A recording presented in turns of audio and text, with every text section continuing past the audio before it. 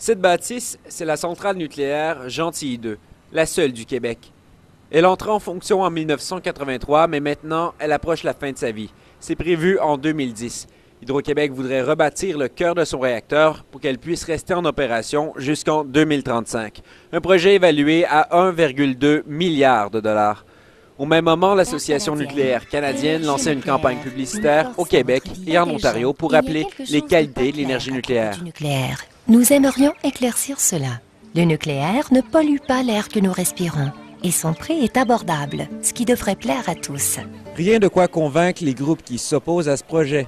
En fait, le nucléaire est énormément subventionné. Ça coûte énormément cher, le nucléaire. Et en plus, la gestion des déchets, c'est entre autres un gros problème. Il y a des déchets nucléaires qui sont là pour durer. On parle de centaines, voire de milliers d'années. En fait, de centaines de milliers d'années. La demi-vie du plutonium, un élément présent dans les déchets radioactifs, est de 24 000 ans. C'est-à-dire qu'à tous les 24 000 ans, le plutonium sera à moitié moins radioactif. La solution serait d'enterrer les déchets très profondément sous terre, mais le regroupement pour la surveillance nucléaire est plutôt sceptique.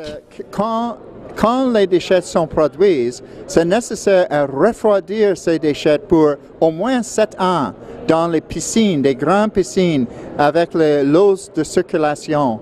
Et pendant ces 7 ans, c'est possible d'avoir une vraie catastrophe.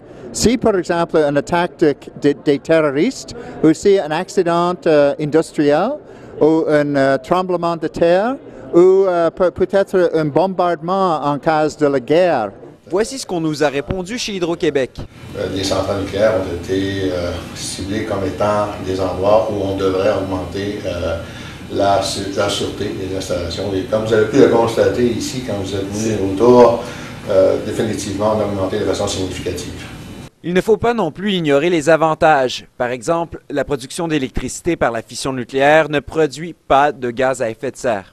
C'est vrai que le nucléaire n'émet peu d'émissions de gaz à effet de serre. Par contre, ce n'est pas une solution parce que le nucléaire crée d'autres problèmes. Et nous, de notre côté, comme entre autres, ça a été exclu de certains mécanismes de développement propre à l'intérieur du protocole de Kyoto, le nucléaire n'est pas reconnu à ce niveau-là. Donc, ce n'est pas une solution qu'on reconnaît. La plupart, en fait, c'est un consensus mondial au niveau des ONG qui travaillent sur les changements climatiques. Le nucléaire n'est pas une solution parce qu'entre autres, il y a d'autres risques encore plus dangereux, probablement que l'augmentation des émissions de gaz à effet de serre. Par ailleurs, l'énergie nucléaire est moins coûteuse que l'énergie éolienne, qui coûte, elle, entre 7 et 12 cents le kilowattheure. Si on fait la réflexion de la centrale, le coût de production de la centrale, de l'électricité de la centrale de Gentilly 2 sera de 6,5 cents du kilowattheure.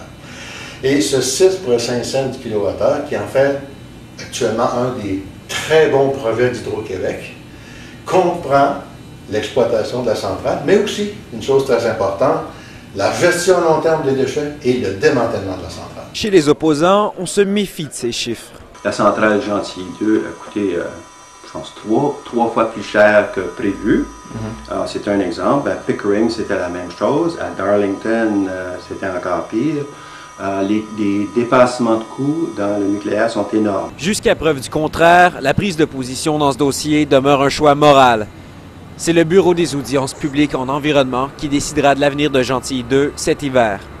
C'était David Laflamme pour la Cité collégiale à Bécancour.